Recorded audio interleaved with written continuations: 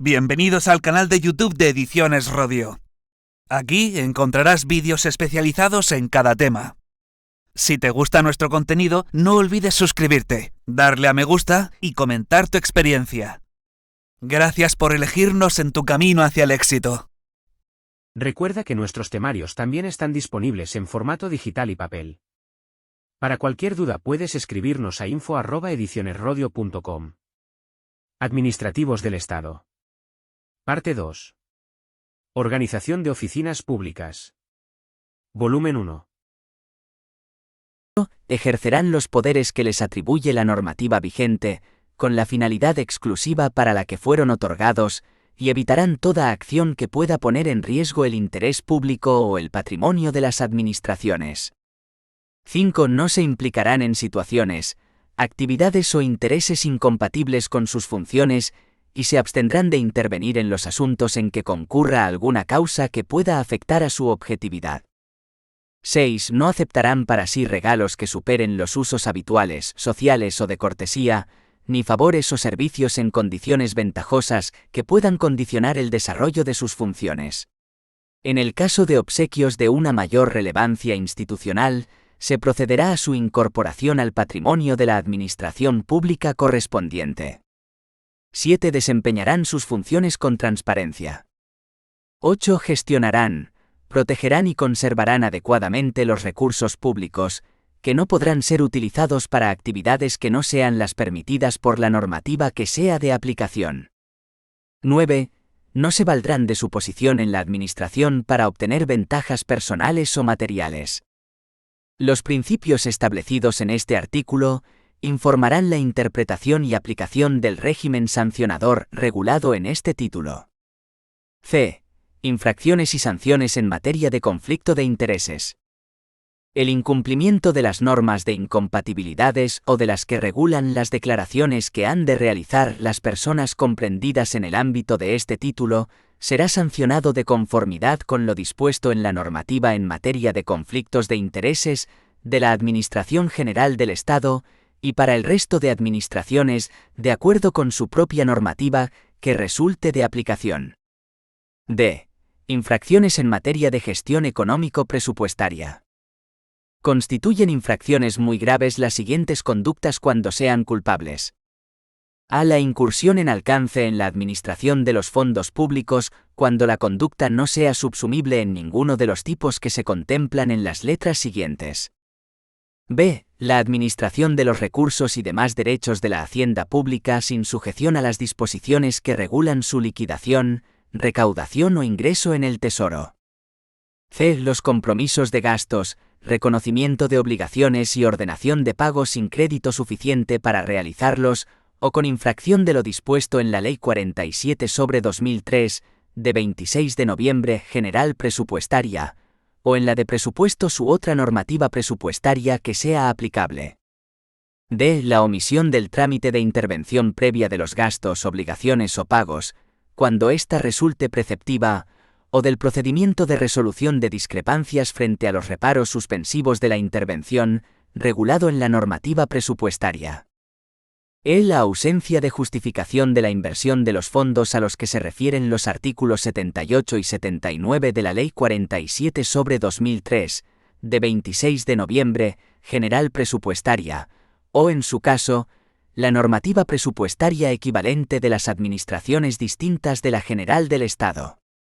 F. El incumplimiento de la obligación de destinar íntegramente los ingresos obtenidos por encima de los previstos en el presupuesto a la reducción del nivel de deuda pública, de conformidad con lo previsto en el artículo 12,5 de la Ley Orgánica 2/2012, de 27 de abril, de estabilidad presupuestaria y sostenibilidad financiera, y el incumplimiento de la obligación del destino del superávit presupuestario a la reducción del nivel de endeudamiento neto en los términos previstos en el artículo 32 y la disposición adicional sexta de la citada ley. G. La realización de operaciones de crédito y emisiones de deudas que no cuenten con la preceptiva autorización, o habiéndola obtenido, no se cumpla con lo en ella previsto, o se superen los límites previstos en la Ley Orgánica 2/2012 de 27 de abril, la Ley Orgánica 8/1980 de 22 de septiembre, de financiación de las comunidades autónomas, y en el texto refundido de la Ley Reguladora de las Haciendas Locales, aprobado por el Real Decreto Legislativo 2/2004 de 5 de marzo. H. La no adopción en plazo de las medidas necesarias para evitar el riesgo de incumplimiento, cuando se haya formulado la advertencia prevista en el artículo 19 de la Ley Orgánica 2/2012, de 27 de abril. Y la suscripción de un convenio de colaboración o concesión de una subvención a una administración pública que no cuente con el informe favorable del Ministerio de Hacienda y Administraciones Públicas previsto en el artículo 20,3 de la Ley Orgánica 2/2012, de 27 de abril. J. La no presentación o la falta de puesta en marcha en plazo del Plan Económico Financiero o del Plan de Reequilibrio de conformidad con el artículo 23 de la Ley Orgánica 2/2012 de 27 de abril. K. El incumplimiento de las obligaciones de publicación o de suministro de información previstas en la normativa presupuestaria y económico-financiera, siempre que en este último caso se hubiera formulado requerimiento. L. La falta de justificación de la desviación, o cuando así se le haya requerido la falta de inclusión de nuevas medidas en el plan económico financiero o en el plan de reequilibrio de acuerdo con el artículo 24,3 de la Ley Orgánica 2/2012 de 27 de abril. M. La no adopción de las medidas previstas en los planes económico-financieros y de reequilibrio, según corresponda, previstos en los artículos 21 y 22 de la Ley Orgánica 2/2012, de 27 de abril. N. La no adopción en el plazo previsto del acuerdo de no disponibilidad al que se refieren los artículos 20,5a y 25 de la Ley Orgánica 2/2012 de 27 de abril, así como la no constitución del depósito previsto en el citado artículo 25 de la misma ley, cuando así se haya solicitado. O la no adopción de un acuerdo de no disponibilidad, la no constitución del depósito que se hubiere solicitado, o la falta de ejecución de las medidas propuestas por la comisión de expertos cuando se hubiere formulado el requerimiento del Gobierno previsto en el artículo 26,1 de la Ley Orgánica 2/2012, de 27 de abril. P. El incumplimiento de las instrucciones dadas por el Gobierno para ejecutar las medidas previstas en el artículo 26,1 de la Ley Orgánica 2/2012 de 27 de abril. Q. El incumplimiento de la obligación de rendir cuentas regulada en el artículo 137 de la Ley 47/2003, de 26 de noviembre, general presupuestaria u otra normativa presupuestaria que sea aplicable. E. Infracciones disciplinarias. Son infracciones muy graves. A. El incumplimiento del deber de respeto a la Constitución y a los respectivos estatutos de autonomía de las comunidades autónomas y ciudades de Ceuta y Melilla, en el ejercicio de sus funciones. B. Toda actuación que suponga discriminación por razón de origen racial o étnico, religión o convicciones, discapacidad, edad u orientación sexual, lengua, opinión, lugar de nacimiento o vecindad, sexo o cualquier otra condición o circunstancia personal o social, así como el acoso por razón de origen racial o étnico, religión o convicciones, discapacidad, edad u orientación sexual y el acoso moral, sexual y por razón de sexo. C. La adopción de acuerdos manifiestamente ilegales que causen perjuicio grave a la administración o a los ciudadanos. D. La publicación o utilización indebida de la documentación o información a que tengan o hayan tenido acceso por razón de su cargo o función. E. La negligencia en la custodia de secretos oficiales, declarados así por ley o clasificados como tales, que sea causa de su publicación o que provoque su difusión o conocimiento indebido. F. El notorio incumplimiento de las funciones esenciales inherentes al puesto de trabajo o funciones encomendadas. G. La violación de la imparcialidad, utilizando las facultades atribuidas para influir en procesos electorales de cualquier naturaleza y ámbito. H. La prevalencia de la condición de alto cargo para obtener un beneficio indebido para sí o para otro. Y la obstaculización al ejercicio de las libertades públicas y derechos sindicales. J.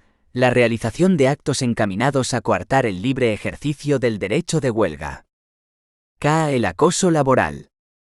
L. La comisión de una infracción grave cuando el autor hubiera sido sancionado por 2 infracciones graves a lo largo del año anterior contra las que no quepa recurso en la vía administrativa. Son infracciones graves. A. El abuso de autoridad en el ejercicio del cargo. B. La intervención en un procedimiento administrativo cuando se dé alguna de las causas de abstención legalmente señaladas. C. La emisión de informes y la adopción de acuerdos manifiestamente ilegales cuando causen perjuicio a la administración o a los ciudadanos y no constituyan infracción muy grave. D. No guardar el debido sigilo respecto a los asuntos que se conozcan por razón del cargo, cuando causen perjuicio a la administración o se utilice en provecho propio. E. El incumplimiento de los plazos u otras disposiciones de procedimiento en materia de incompatibilidades, cuando no suponga el mantenimiento de una situación de incompatibilidad. F. La comisión de una infracción leve cuando el autor hubiera sido sancionado por 2 infracciones leves a lo largo del año anterior contra las que no quepa recurso en la vía administrativa. Son infracciones leves. A. La incorrección con los superiores, compañeros o subordinados. B. El descuido o negligencia en el ejercicio de sus funciones y el incumplimiento de los principios de actuación del artículo 26,2b, cuando ello no constituya infracción grave o muy grave, o la conducta no se encuentre tipificada en otra norma. F. Sanciones. Las infracciones leves serán sancionadas con una amonestación. Por la comisión de una infracción grave se impondrán al infractor algunas de las siguientes sanciones. A. La declaración del incumplimiento y su publicación en el Boletín Oficial del Estado o diario oficial que corresponda. B. La no percepción, en el caso de que la llevara aparejada, de la correspondiente indemnización para el caso de cese en el cargo. En el caso de las infracciones muy graves, se impondrán en todo caso las sanciones previstas en el apartado anterior. Los sancionados por la comisión de una infracción muy grave serán destituidos del cargo que ocupen salvo que ya hubiesen cesado, y no podrán ser nombrados para ocupar ningún puesto de alto cargo o asimilado, durante un periodo de entre 5 y 10 años, con arreglo a los criterios previstos en el apartado siguiente. La comisión de infracciones muy graves, graves o leves se sancionará de acuerdo con los criterios recogidos en el artículo 29,3 de la Ley 40/2015, de 1 de octubre, de régimen jurídico del sector público, y los siguientes. A. La naturaleza y entidad de la infracción. B. La gravedad del peligro ocasionado o del perjuicio causado. C. Las ganancias obtenidas, en su caso, como consecuencia de los actos u omisiones constitutivos de la infracción. D. Las consecuencias desfavorables de los hechos para la hacienda pública respectiva. E. La circunstancia de haber procedido a la subsanación de la infracción por propia iniciativa. F. La reparación de los daños o perjuicios causados. En la graduación de las sanciones se valorará la existencia de perjuicios para el interés público, la repercusión de la conducta en los ciudadanos y, en su caso, la percepción indebida de cantidades por el desempeño de actividades públicas incompatibles. Cuando las infracciones pudieran ser constitutivas de delito, la Administración pondrá los hechos en conocimiento del Fiscal General del Estado y se abstendrá de seguir el procedimiento mientras la autoridad judicial no dicte una resolución que ponga fin al proceso penal. Cuando los hechos estén tipificados como infracción en una norma administrativa especial, se dará cuenta de los mismos a la Administración competente para la instrucción del correspondiente procedimiento sancionador, suspendiéndose las actuaciones hasta la terminación de aquel. No se considerará normativa especial la Ley 47/2003, de 26 de noviembre, general presupuestaria, respecto de las infracciones previstas en el artículo 28, pudiéndose tramitar el procedimiento de responsabilidad patrimonial simultáneamente al procedimiento sancionador. En todo caso, la comisión de las infracciones previstas en el artículo 28 conllevará las siguientes consecuencias. A. La obligación de restituir, en su caso, las cantidades percibidas o satisfechas indebidamente. B. La obligación de indemnizar a la hacienda pública en los términos del artículo 176 de la Ley 47/2003, de 26 de noviembre, General Presupuestaria. G. Órgano competente y procedimiento.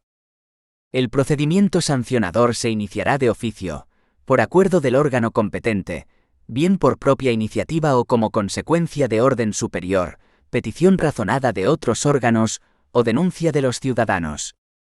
La responsabilidad será exigida en procedimiento administrativo instruido al efecto, sin perjuicio de dar conocimiento de los hechos al Tribunal de Cuentas, por si procediese en su caso, la incoación del oportuno procedimiento de responsabilidad contable. El órgano competente para ordenar la incoación será a. Cuando el alto cargo tenga la condición de miembro del Gobierno o de secretario de Estado, el Consejo de Ministros a propuesta del Ministro de Hacienda y Administraciones Públicas. B. Cuando los presuntos responsables sean personas al servicio de la Administración General del Estado distintas de los anteriores, el Ministro de Hacienda y Administraciones Públicas. C. Cuando los presuntos responsables sean personas al servicio de la Administración autonómica o local, la orden de incoación del procedimiento se dará por los órganos que tengan atribuidas estas funciones en aplicación del régimen disciplinario propio de las comunidades autónomas o entidades locales en las que presten servicios, los cargos contra los que se dirige el procedimiento. En los supuestos previstos en las letras A y B del apartado anterior, la instrucción de los correspondientes procedimientos corresponderá a la Oficina de Conflictos de Intereses.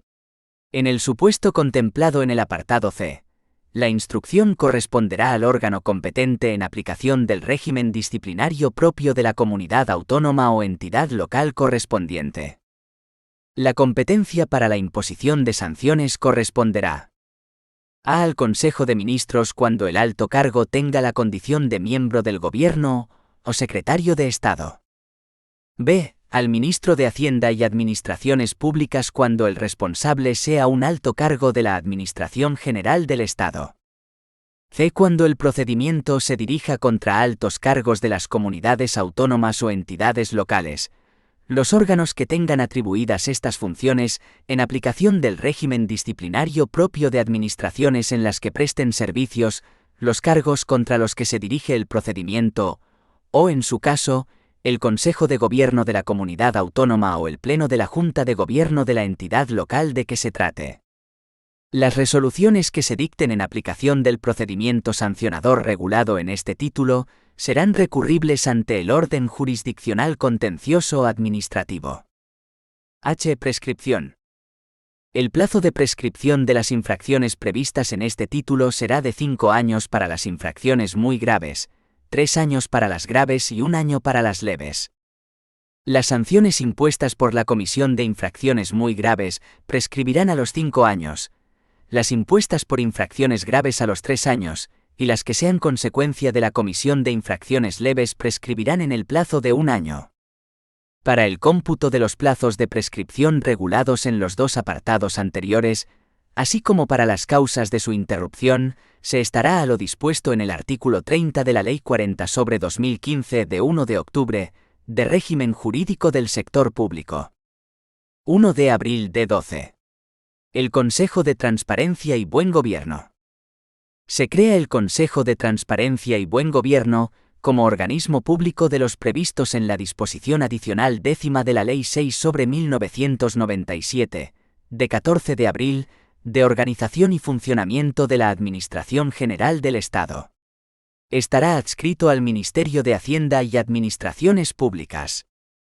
El Consejo de Transparencia y Buen Gobierno tiene personalidad jurídica propia y plena capacidad de obrar.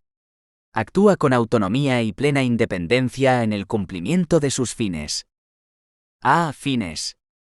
El Consejo de Transparencia y Buen Gobierno tiene por finalidad promover la transparencia de la actividad pública, velar por el cumplimiento de las obligaciones de publicidad, salvaguardar el ejercicio de derecho de acceso a la información pública y garantizar la observancia de las disposiciones de buen gobierno.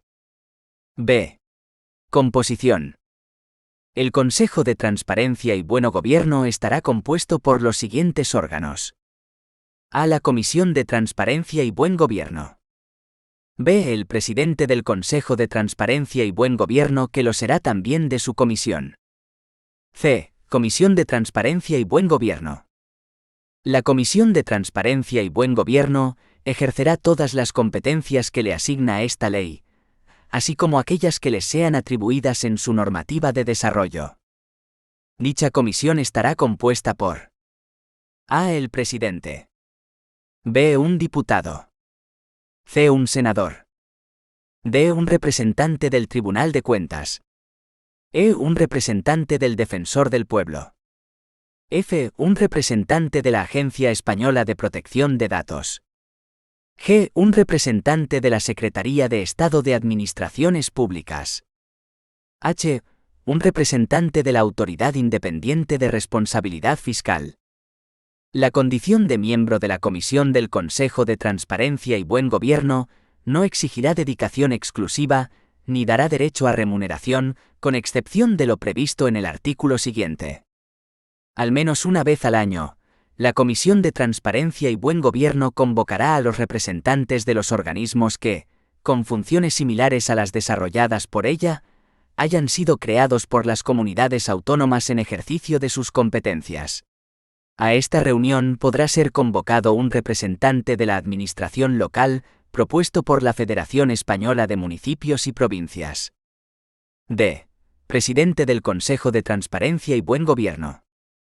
El presidente del Consejo de Transparencia y Buen Gobierno será nombrado por un período no renovable de 5 años mediante Real Decreto, a propuesta del titular del Ministerio de Hacienda y Administraciones Públicas, entre personas de reconocido prestigio y competencia profesional, previa comparecencia de la persona propuesta para el cargo ante la comisión correspondiente del Congreso de los Diputados. El Congreso, a través de la comisión competente y por acuerdo adoptado por mayoría absoluta, deberá refrendar el nombramiento del candidato propuesto en el plazo de un mes natural desde la recepción de la correspondiente comunicación. El presidente del Consejo de Transparencia y Buen Gobierno cesará en su cargo por la expiración de su mandato, a petición propia o por separación acordada por el Gobierno, previa instrucción del correspondiente procedimiento por el titular del Ministerio de Hacienda y Administraciones Públicas, por incumplimiento grave de sus obligaciones, incapacidad permanente para el ejercicio de su función, incompatibilidad sobrevenida o condena por delito doloso. El presidente del Consejo de Transparencia y Buen Gobierno percibirá las retribuciones fijadas de acuerdo con el Real Decreto 451/2012, de 5 de marzo, por el que se regula el régimen retributivo de los máximos responsables y directivos en el sector público empresarial y otras entidades. Funciones. Para la consecución de sus objetivos, el Consejo de Transparencia y Buen Gobierno tiene encomendadas las siguientes funciones. A. Adoptar recomendaciones para el mejor cumplimiento de las obligaciones contenidas en esta ley. B. Asesorar en materia de transparencia, acceso a la información pública y buen gobierno. C. Informar preceptivamente los proyectos normativos de carácter estatal que desarrollen esta ley o que estén relacionados con su objeto. D. Evaluar el grado de aplicación de esta ley. Para ello, elaborará anualmente una memoria en la que se incluirá información sobre el cumplimiento de las obligaciones previstas y que será presentada ante las Cortes Generales. Promover la elaboración de borradores de recomendaciones y de directrices y normas de desarrollo de buenas prácticas en materia de transparencia, acceso a la información pública y buen gobierno. F.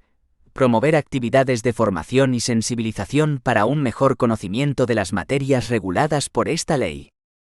G. Colaborar en las materias que le son propias con órganos de naturaleza análoga. H.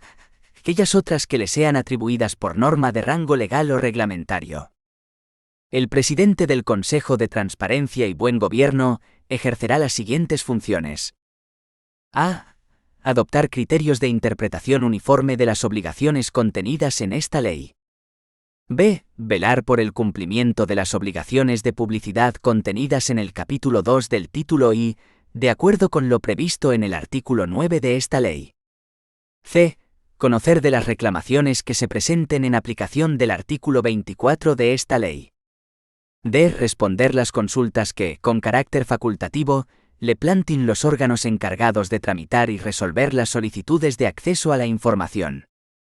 Instar el inicio del procedimiento sancionador previsto en el título 2 de esta ley. El órgano competente deberá motivar, en su caso, su decisión de no incoar el procedimiento. Aprobar el anteproyecto de presupuesto. G.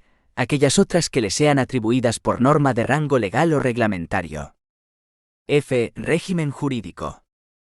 El Consejo de Transparencia y Buen Gobierno se regirá, además de por lo dispuesto en esta ley, por a. Las disposiciones de la Ley 47/2003, de 26 de noviembre general presupuestaria, que le sean de aplicación. Anualmente elaborará un anteproyecto de presupuesto con la estructura que establezca el Ministerio de Hacienda y Administraciones Públicas, para su elevación al Gobierno y su posterior integración en los presupuestos generales del Estado.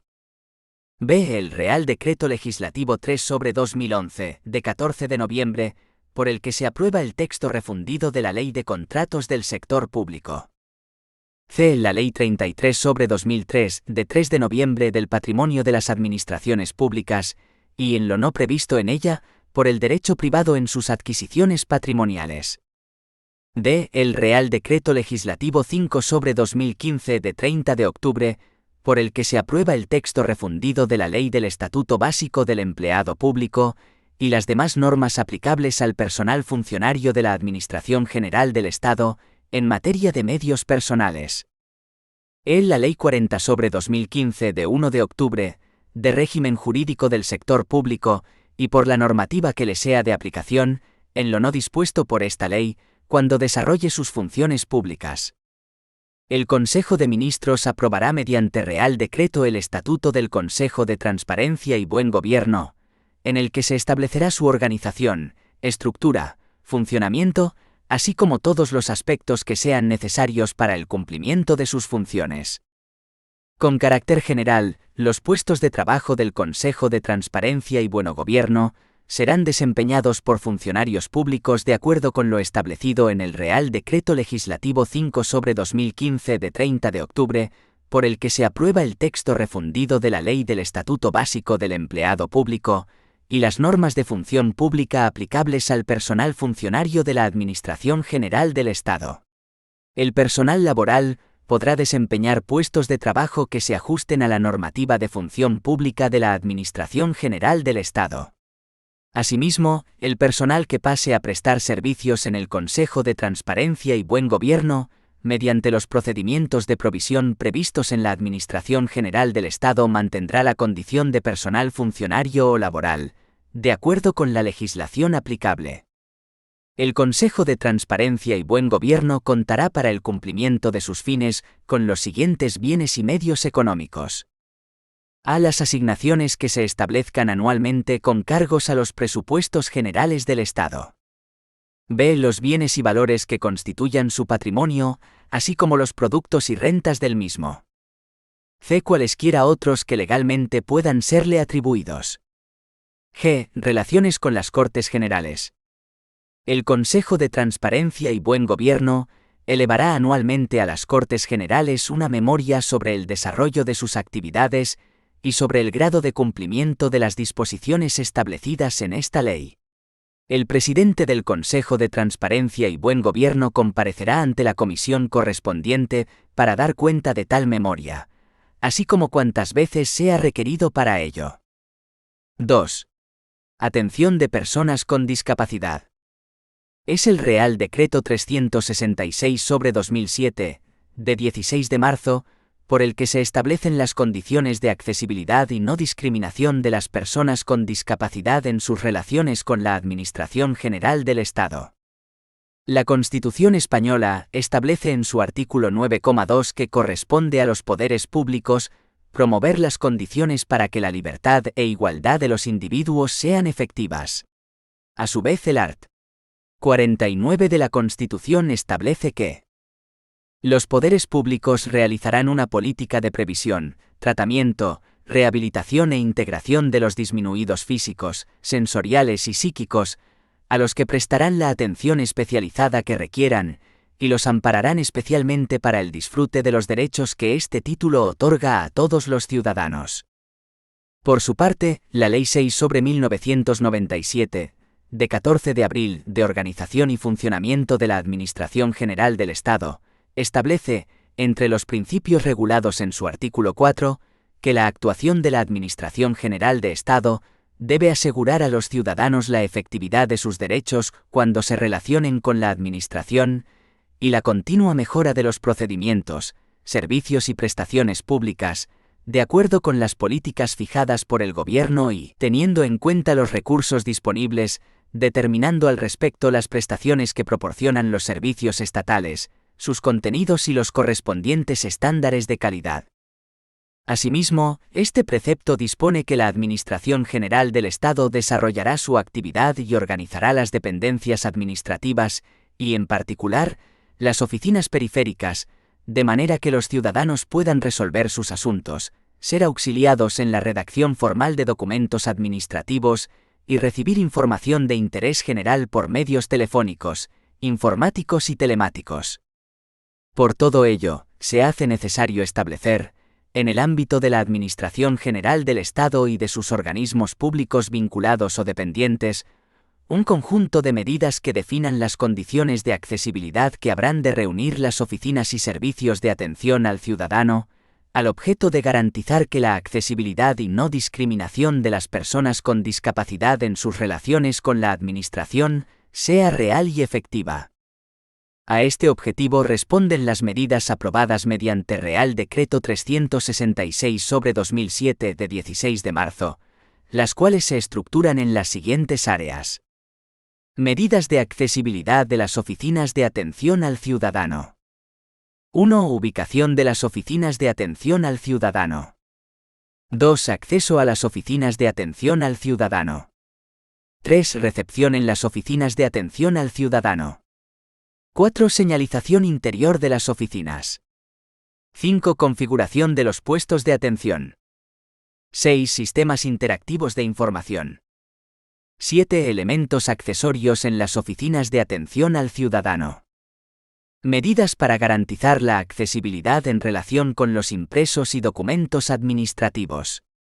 Medidas para garantizar la accesibilidad en la prestación de servicios de atención al ciudadano. 2,1. Disposiciones de carácter general. Objeto y ámbito de aplicación. El presente Real Decreto regula las condiciones de accesibilidad y no discriminación que, respecto de las personas con discapacidad, deben presentar las oficinas de atención al ciudadano, impresos y cualquier otro medio que la Administración General del Estado dedica específicamente y en el ámbito de sus competencias a las relaciones con los ciudadanos. A estos efectos, se consideran medios preferentes de relación con los ciudadanos que deben cumplir las condiciones de accesibilidad, los siguientes. A. Oficinas de atención al ciudadano. Dependencias o espacios físicos que la Administración General del Estado dedica exclusiva o prioritariamente al contacto directo con los ciudadanos y sus representantes a los efectos de obtención de información, orientación y asesoramiento sobre las prestaciones, servicios y procedimientos, la recepción de documentación, solicitudes y comunicaciones, la práctica de comparecencias personales de las personas interesadas, o por último, la realización de gestiones directamente relacionadas con las competencias o servicios de la Administración General del Estado. B. Modelos normalizados. Impresos puestos por la Administración General del Estado a disposición de los ciudadanos para formular solicitudes, declaraciones, alegaciones, recursos o cualquier pretensión o manifestación de voluntad ante la misma. Los restantes medios de la Administración General del Estado deberán cumplir las condiciones de accesibilidad contempladas en la normativa general que en cada caso resulte de aplicación, respetando en todo caso los principios de igualdad de oportunidades y no discriminación de las personas con discapacidad. En los términos previstos en el artículo 10 de la Ley 51/2003, de 2 de diciembre, de igualdad de oportunidades, no discriminación y accesibilidad universal de las personas con discapacidad, las regulaciones contenidas en este Real Decreto son de aplicación a la Administración General del Estado y a sus organismos públicos vinculados o dependientes. Principios y acciones de la Administración General del Estado en sus relaciones con los ciudadanos con discapacidad. Con arreglo a lo dispuesto en el segundo párrafo del apartado 1 de la disposición final quinta de la Ley 51/2003, de 2 de diciembre, la actuación de la Administración General del Estado asegurará a los ciudadanos con discapacidad la efectividad de sus derechos en sus relaciones con la Administración mediante a. La garantía de la igualdad de oportunidades, la no discriminación por razón de discapacidad y la accesibilidad universal. B. La acción positiva para compensar las desventajas que estos ciudadanos en sus relaciones con la Administración pudieran presentar. C. La adopción de medidas y la puesta a disposición de los ciudadanos con discapacidad, en su caso, de medios y apoyos humanos y materiales suplementarios a fin de que puedan ejercitar, regular y normalizadamente, los derechos que les asisten. D. La eliminación y corrección de cualquier norma, criterio, instrucción, actuación, práctica o decisión que suponga una vulneración de la igualdad de oportunidades de las personas con discapacidad.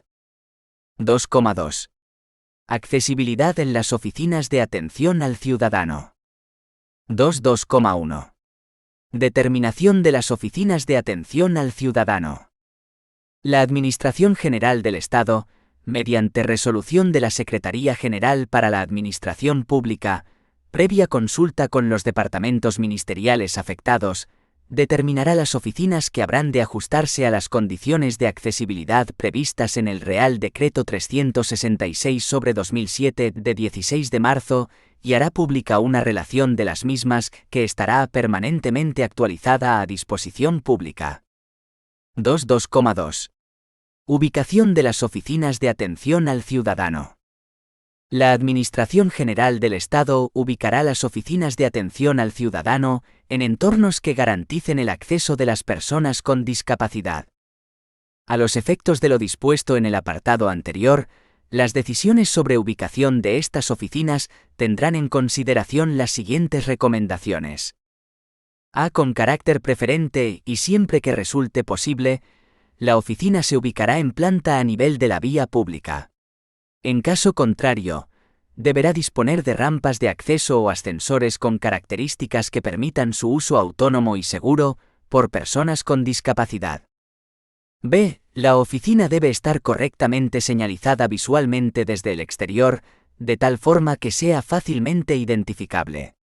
La señalización deberá ser diseñada de modo que resulte inteligible y comprensible por parte de las personas con discapacidad intelectual. C. Al menos uno de los itinerarios que una los accesos de la oficina con la vía pública, con los servicios o edificaciones anexas y con los aparcamientos, deberá ser accesible de acuerdo con las condiciones establecidas para un itinerario urbano accesible. A estos efectos, se considera suficiente cumplir con los criterios establecidos en la norma UNE 41510 en 2002 accesibilidad en la edificación. Espacios de comunicación horizontal. D. Las oficinas de atención al ciudadano, en el caso de disponer de plazas de aparcamiento, reservarán un número suficiente de plazas, convenientemente señalizadas, destinadas en exclusividad a personas con movilidad reducida, con dimensiones adecuadas para el acceso lateral y posterior a los vehículos, garantizando la existencia de itinerarios accesibles entre las plazas y la propia oficina. A las oficinas de atención al ciudadano que presenten especialidades, bien por su carácter itinerante o ambulante, o bien porque se habiliten provisionalmente por razones del servicio fuera de una dependencia o entorno administrativo consolidado, se les aplicarán las singularidades o excepciones que sean necesarias, siempre que no supongan menoscabo de derechos de las personas con discapacidad. 2.2,3. Acceso a las oficinas. Los accesos a las oficinas de atención al ciudadano deberán diseñarse de modo que faciliten su utilización por las personas con discapacidad, en especial en lo relativo a las puertas, intercomunicadores y sistemas de aviso o llamada. A los efectos de lo dispuesto en el apartado anterior, el diseño y ejecución de los accesos a las oficinas tendrán en consideración las siguientes recomendaciones. A. El espacio adyacente, tanto interior como exterior, a la puerta de acceso a la oficina, debe ser horizontal y no presentar obstáculos, permitiendo la aproximación y la apertura de la puerta de forma autónoma a todos los usuarios. B. El suelo será continuo entre el espacio exterior e interior. Cualquier elemento en el suelo como canaletas de recogida de agua, felpudos, etc., estará enrasado con el pavimento. C. Junto a la entrada principal, preferiblemente a la derecha de la puerta, un cartel indicará en su caso el número y letra del portal, además del uso en casos de edificios de interés general. Dichos carteles tendrán buen contraste, diferenciación de textura o color, y se situarán a la altura adecuada. D. Los intercomunicadores y sistemas de aviso o llamadas serán accesibles, tanto por su modalidad de uso, texto y voz, como por su localización. E. Las puertas de entrada serán accesibles a los usuarios, tanto por su sistema de apertura, corredera o abatible, por las dimensiones de su hueco de paso libre, por sus mecanismos de apertura y cierre y por las fuerzas de maniobra para ejercer la apertura. A estos efectos, se considera suficiente cumplir con el apartado 6 de la norma UNE 41520. Accesibilidad en la edificación. Espacios de comunicación vertical. F. Las puertas automáticas deberán cumplir las especificaciones citadas en el punto anterior y, además, aquellas que eliminen los riesgos de atrapamiento o golpeo. G. Si se dispone de puertas cortavientos, el espacio existente será tal que permita a todos los usuarios la maniobrabilidad, la aproximación y la apertura de las puertas. H. Cuando las puertas sean acristaladas o de vidrios, se protegerán de forma que se eviten roturas por impacto y se señalizarán mediante dos bandas horizontales de 20 centímetros de ancho, de contraste cromático con el resto de la superficie, colocada, la primera a una altura entre 100 y 120 centímetros, y la segunda entre 150 y 170 centímetros. Se evitarán los cristales que produzcan reflejos en su superficie. 2.2,4. Recepción en las oficinas de atención al ciudadano.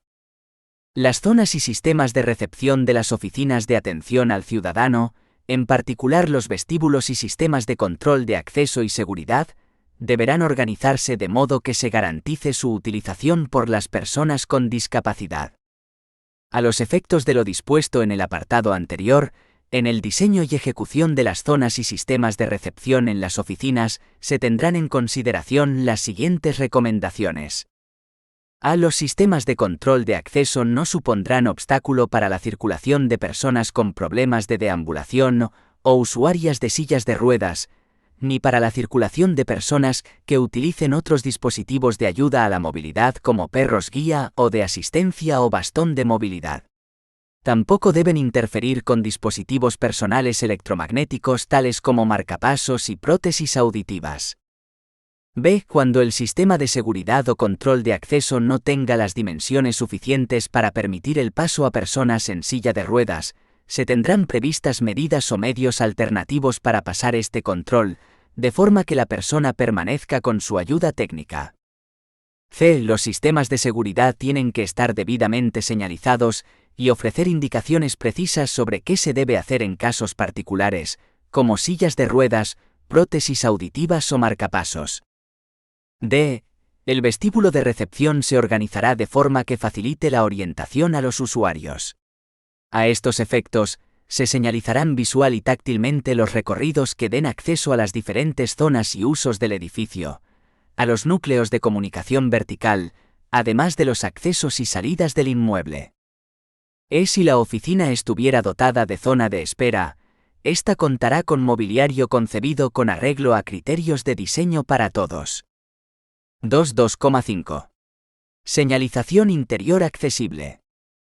La señalización interior estará expuesta en un lugar cercano a la entrada o fácilmente localizable, teniendo en cuenta los usos y las características de la dependencia y las siguientes recomendaciones.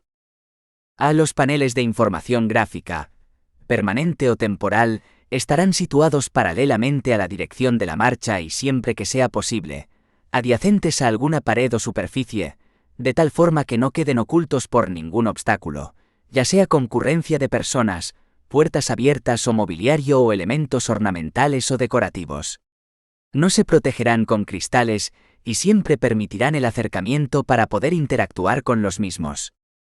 B. El contenido de la información será conciso, básico y con símbolos sencillos fácilmente comprensible, evitando toda información superflua. C. La información relevante se dispondrá al menos en 2 de las 3 modalidades sensoriales, visual, acústica y táctil, alto relieve o braille, para que pueda ser percibida también plenamente por las personas con discapacidad visual y auditiva. D. La señalización visual se acompañará con símbolos o caracteres gráficos, preferentemente los símbolos estándar internacionales que amplían su comprensión. La señal debe diferenciarse del entorno.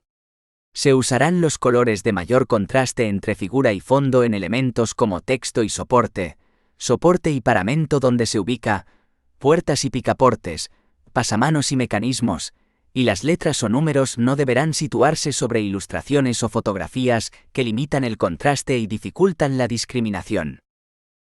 A fin de atender a las personas que usan prótesis auditivas, la señalización acústica se adecuará a una gama audible y no molesta de frecuencias e intensidades, y se usará una señal de atención, visual y acústica previa al mensaje. El nivel de presión sonora de los mensajes audibles debe superar al menos al nivel sonoro de fondo. En la megafonía, se intentará conseguir un bajo nivel sonoro, pero bien distribuido en la estancia o edificio a través de numerosos altavoces de banda ancha, y bien distribuidos. Se utilizará una señal de atención previa al mensaje.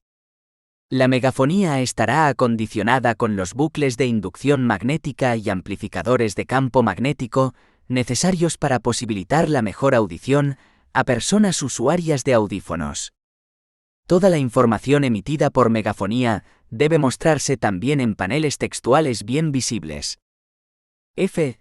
La señalización táctil se proporcionará mediante texturas rugosas y caracteres o símbolos en alto relieve y en braille. G. Los sistemas de recogida de número o cualquier sistema establecido para los turnos deben ser plenamente accesibles en su localización y manejo, y contar con medios de información visuales y sonoros. H. Los sistemas de aviso, incluyendo los de alarma o avisos de peligro, deben ser emitidos simultáneamente por medios sonoros y visuales fácilmente comprensibles y reconocibles. 2.2,6. Configuración de los puestos de atención. Los puestos de atención se ubicarán de forma que sean fácilmente localizables y de manera que no obstruyan o entorpezcan la circulación en el edificio. Tanto si está dotado de personal de atención o es un punto de información que gestiona el propio usuario de forma autónoma, se diseñará de manera que permita la aproximación y uso a todos los usuarios. A los efectos de lo dispuesto en el apartado anterior, en la configuración de los puestos de atención se tendrán en cuenta las siguientes recomendaciones. A. La altura de los mostradores y puntos de información debe ser adecuada para recibir a todo tipo de usuarios. Al menos una parte del mostrador o mesa de atención ha de estar a la altura de una mesa de trabajo, para atender a personas de diferentes alturas, usuarios de sillas de ruedas y muletas o, en general, personas que necesiten sentarse. B. El espacio de circulación inmediato a los mostradores y puntos de información debe estar libre de obstáculos y disponer del suficiente espacio de maniobra para que los usuarios de silla de ruedas puedan aproximarse a ellos. C. Los mostradores y puntos de atención no dispondrán de vídeos u otros obstáculos que dificultan la transmisión del sonido y la comunicación visual entre el usuario y el empleado. D. Los mostradores y puntos de atención deberán contar con sistemas de bucle de inducción magnética debidamente señalizados para permitir a las personas usuarias de prótesis auditivas la mejor audición y comprensión posibles.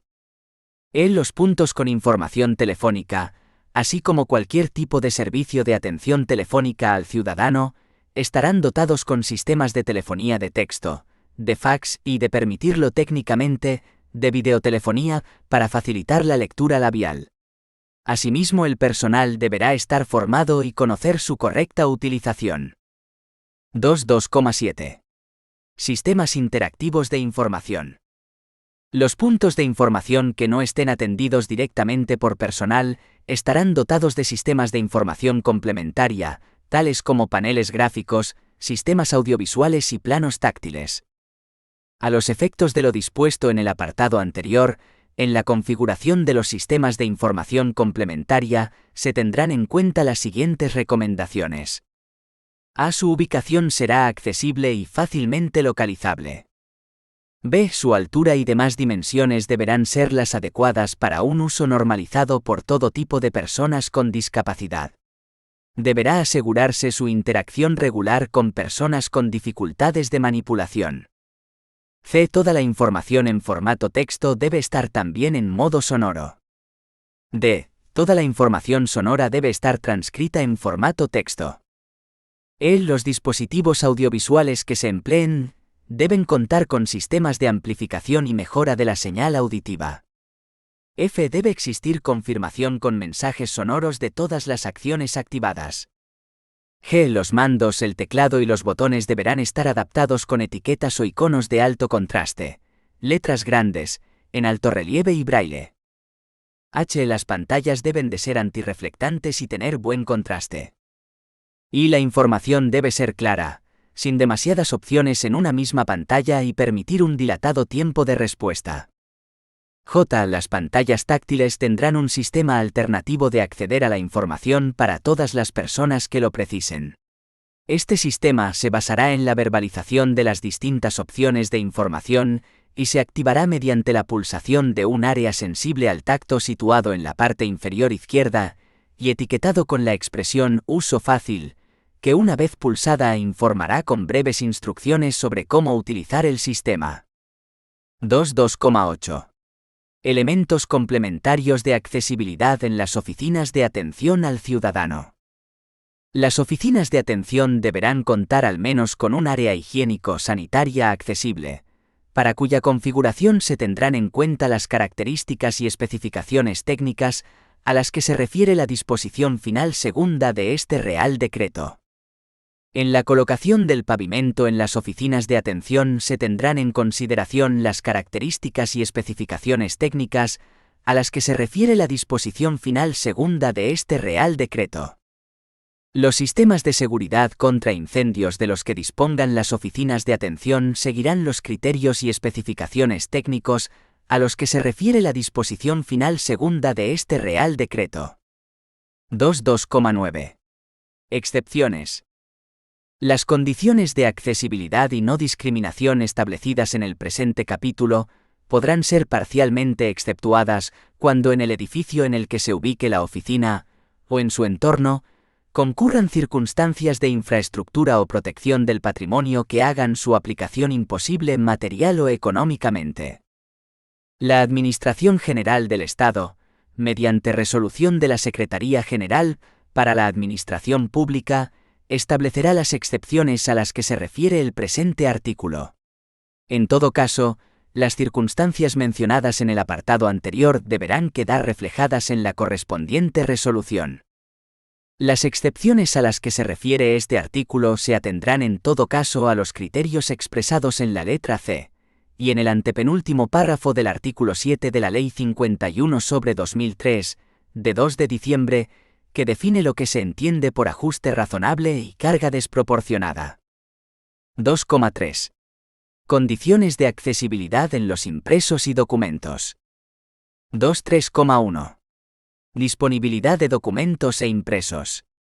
Se garantizará la disponibilidad de los documentos e impresos destinados al ciudadano en condiciones de plena accesibilidad para personas con discapacidad, mediante su ubicación en estantes, dispensadores u otro mobiliario que permitan la máxima autonomía de estas personas para obtenerlos. A requerimiento de la persona con discapacidad, se ofrecerán en formatos alternativos utilizando tipografías grandes o ampliadas, en braille, o bien se contará con personal de apoyo para facilitar su cumplimentación. Además, los documentos e impresos deberán estar en todo caso disponibles en las correspondientes páginas web y en formato electrónico accesible. Los documentos e impresos disponibles en soporte papel deberán cumplir las especificaciones técnicas a las que se refiere la disposición final segunda de este Real Decreto. 2.3.2. Accesibilidad del contenido y estructura de documentos e impresos. Los documentos e impresos estarán redactados con un lenguaje simple y directo, sin que se utilicen siglas o abreviaturas. Los documentos básicos de información de uso más habitual deberán contar con versiones simplificadas para personas con discapacidades intelectuales o problemas de comprensión escrita. En los impresos destinados a cumplimentación por los ciudadanos, se reservarán espacios apropiados en tamaño para ser rellenados con comodidad y se evitará la utilización de fondos con dibujos y tintas que presenten poco contraste. Deberán ir acompañados de instrucciones claras y concisas. 2,4. Condiciones de accesibilidad en la prestación de servicios de atención. Prestación de servicios de atención.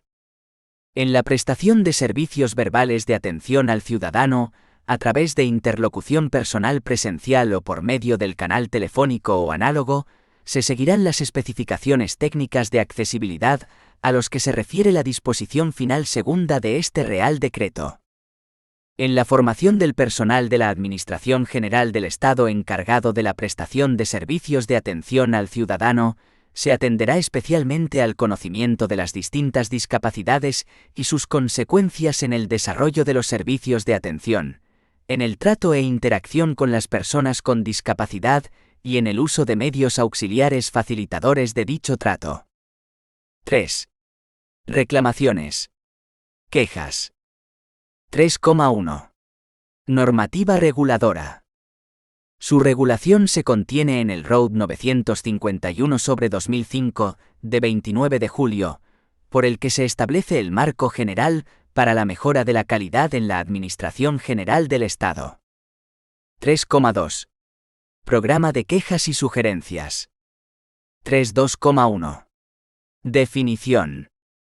Los órganos y organismos incluidos en el ámbito de aplicación de este Real Decreto determinarán la unidad responsable de la gestión de las quejas y sugerencias, con objeto de recoger y tramitar tanto las manifestaciones de insatisfacción de los usuarios con los servicios como las iniciativas para mejorar su calidad.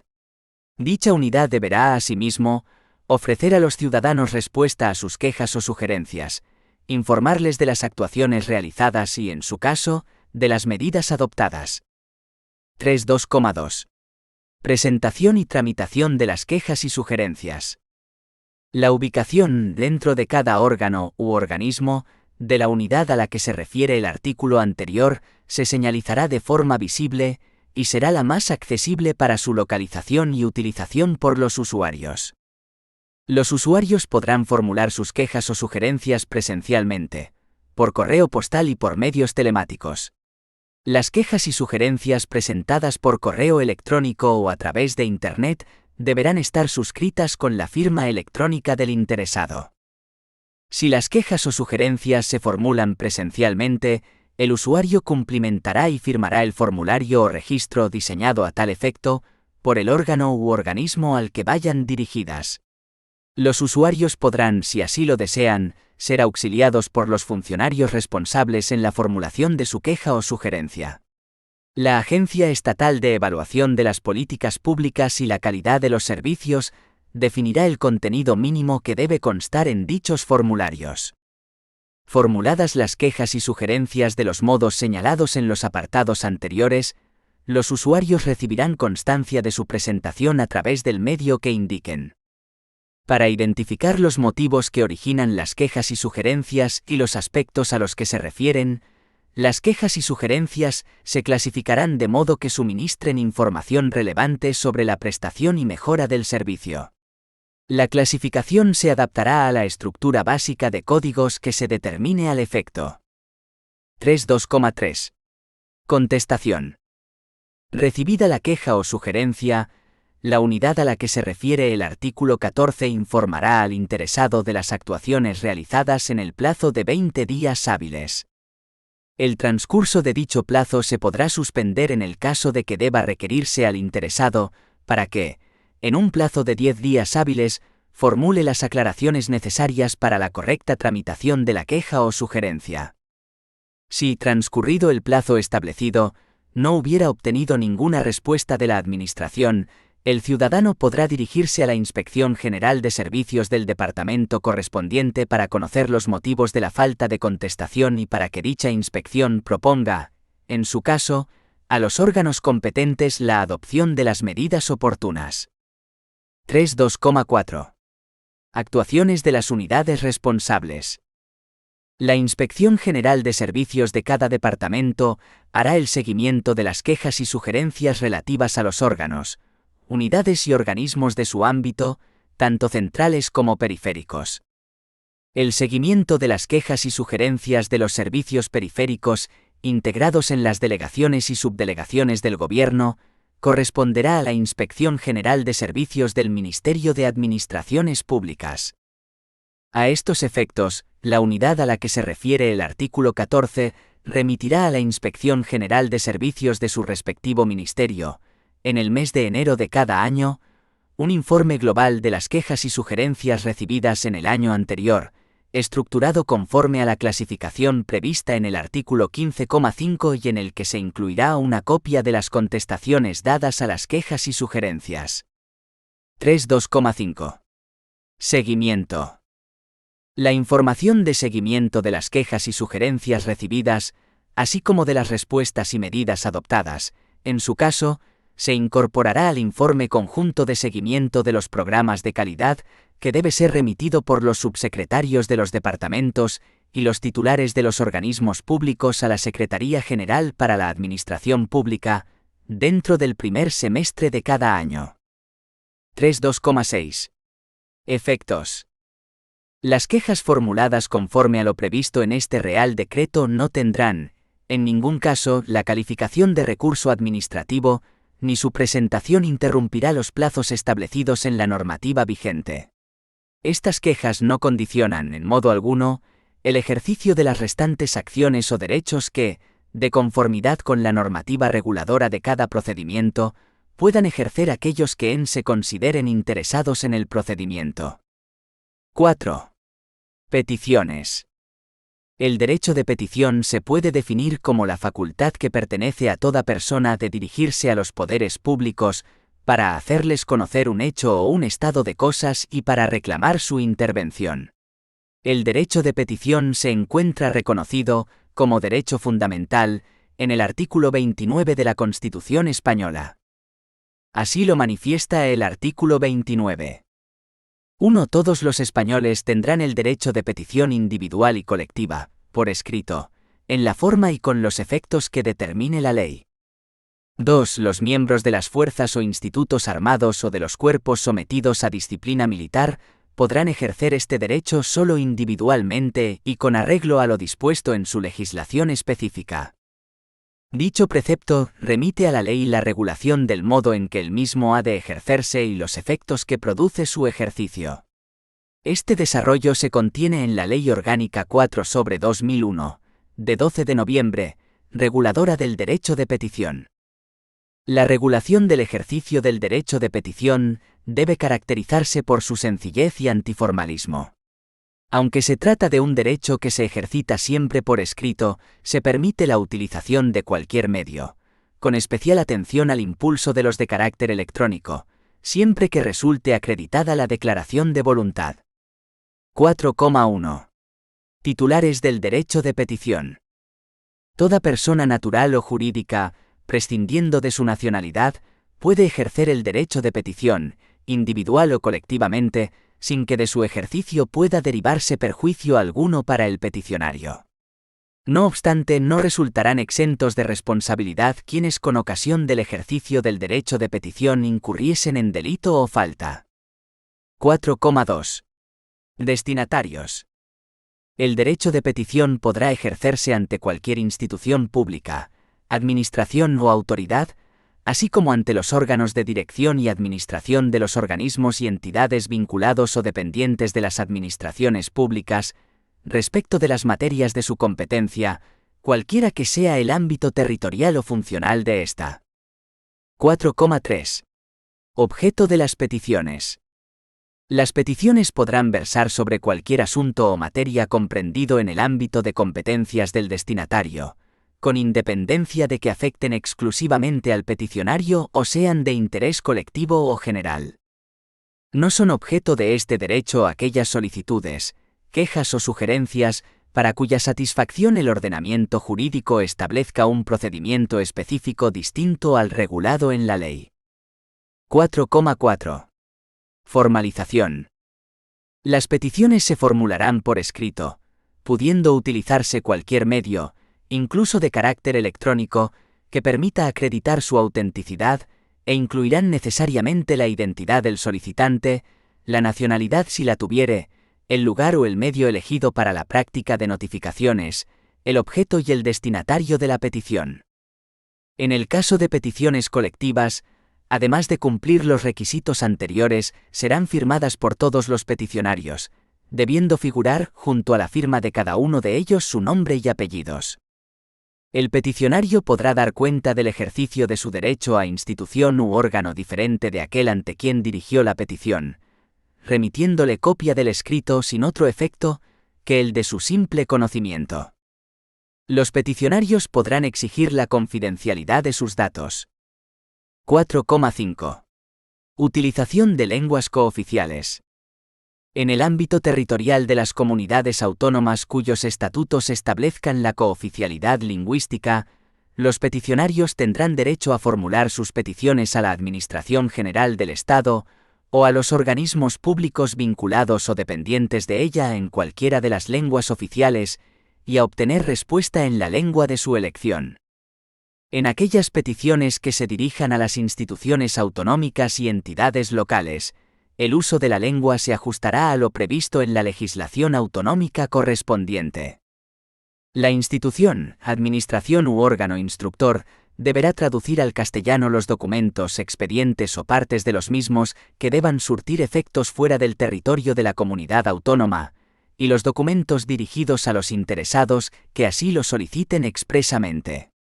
Si deben surtir efectos en el territorio de una comunidad autónoma donde sea cooficial esa misma lengua distinta al castellano, no será precisa su traducción. 4,6. Presentación de escritos.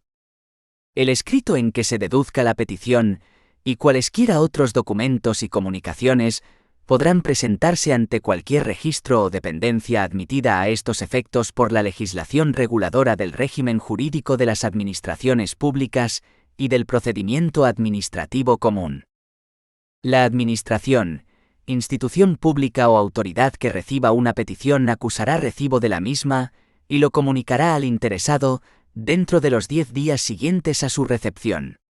Esta actuación se llevará a efecto por el órgano correspondiente de acuerdo con la norma organizativa de cada entidad. 4,7. Tramitación de peticiones. Subsanación. Recibido el escrito de petición, la autoridad u órgano al que se dirija procederá a comprobar su adecuación a los requisitos previstos en la ley, previas las diligencias, comprobaciones y asesoramientos que estime pertinentes. Como resultado de tal apreciación, deberá declararse su inadmisión o tramitarse la petición correspondiente. Si el escrito de petición no reuniera los requisitos establecidos, o no reflejara los datos necesarios con la suficiente claridad, se requerirá al peticionario para que subsan los defectos advertidos en el plazo de 15 días, con el apercibimiento de que, si así no lo hiciera, se le tendrá por desistido de su petición, notificándose entonces su archivo con expresión de la causa. Asimismo, se podrá requerir al peticionario la aportación de aquellos datos o documentos complementarios que obren en su poder, o cuya obtención esté a su alcance, y que resulten estrictamente imprescindibles para tramitar la petición. La no aportación de tales datos y documentos no determinará por sí sola la inadmisibilidad de la petición, sin perjuicio de sus efectos en la contestación que finalmente se adopte. 4,8. Inadmisión de peticiones. No se admitirán las peticiones cuyo objeto sea ajeno a las atribuciones de los poderes públicos, instituciones u organismos a que se dirijan, así como aquellas cuya resolución deba ampararse en un título específico distinto al establecido en la ley, que deba ser objeto de un procedimiento parlamentario, administrativo o de un proceso judicial. Tampoco se admitirán aquellas peticiones sobre cuyo objeto exista un procedimiento parlamentario, administrativo o un proceso judicial ya iniciado, en tanto sobre los mismos no haya recaído acuerdo o resolución firme. La declaración de inadmisibilidad será siempre motivada y deberá acordarse y notificarse al peticionario en los 45 días hábiles siguientes al de presentación del escrito de petición. Cuando la inadmisión traiga causa de la existencia en el ordenamiento jurídico de otros procedimientos específicos para la satisfacción del objeto de la petición, la declaración de inadmisión deberá indicar expresamente las disposiciones a cuyo amparo deba sustanciarse, así como el órgano competente para ella. En otro caso, se entenderá que la petición ha sido admitida a trámite. 4,9. Decisiones sobre competencia. Siempre que la declaración de inadmisibilidad de una petición se base en la falta de competencia de su destinatario, éste la remitirá a la institución, administración u organismo que estime competente en el plazo de 10 días, y lo comunicará así al peticionario. En este caso, los plazos se computarán desde la recepción del escrito. Cuando un órgano o autoridad se estime incompetente para el conocimiento de una petición, remitirá directamente las actuaciones al órgano que considere competente, si ambos pertenecieran a la misma institución, administración u organismo. 4,10. Tramitación y contestación de peticiones admitidas. Una vez admitida a trámite una petición, la autoridad u órgano competente vendrán obligados a contestar y a notificar la contestación en el plazo máximo de 3 meses a contar desde la fecha de su presentación. Asimismo podrá, si así lo considera necesario, convocar a los peticionarios en audiencia especial. Cuando la petición se estime fundada, la autoridad u órgano competente para conocer de ella, vendrá obligado a atenderla y a adoptar las medidas que estime oportunas, a fin de lograr su plena efectividad, incluyendo en su caso, el impulso de los procedimientos necesarios para adoptar una disposición de carácter general. La contestación recogerá, al menos, los términos en los que la petición ha sido tomada en consideración por parte de la autoridad u órgano competente, e incorporará las razones y motivos por los que se acuerda acceder a la petición o no hacerlo. En caso de que, como resultado de la petición, se haya adoptado cualquier acuerdo, medida o resolución específica, se agregará a la contestación. La autoridad u órgano competente podrá acordar, cuando lo juzgue conveniente, la inserción de la contestación en el diario oficial que corresponda. Anualmente la autoridad u órgano competente confeccionará una memoria de actividades derivadas de las peticiones recibidas. 4,11. Protección jurisdiccional. El derecho de petición es susceptible de tutela judicial mediante las vías establecidas en el artículo 53,2 de la Constitución, sin perjuicio de cualesquiera otras acciones que el peticionario estime procedentes. Podrán ser objeto de recurso contencioso, administrativo, por el procedimiento de protección jurisdiccional de los derechos fundamentales de la persona, establecido en los artículos 114 y siguientes de la Ley 29/1988, de 13 de julio, reguladora de la jurisdicción contencioso-administrativa. 1. La declaración de inadmisibilidad de la petición. 2. La omisión de la obligación de contestar en el plazo establecido. 3. La ausencia en la contestación de los requisitos mínimos establecidos anteriormente. 4,12. Especialidades. Las peticiones dirigidas al Congreso de los Diputados, al Senado o a las asambleas legislativas de las comunidades autónomas se tramitarán de conformidad a lo establecido en sus respectivos reglamentos, que deberán recoger la posibilidad de convocar en audiencia especial a los peticionarios, si así se considerara oportuno, quedando sujetas, en todo caso, las decisiones que adopten al régimen de garantías fijado en el artículo 42 de la Ley Orgánica del Tribunal Constitucional.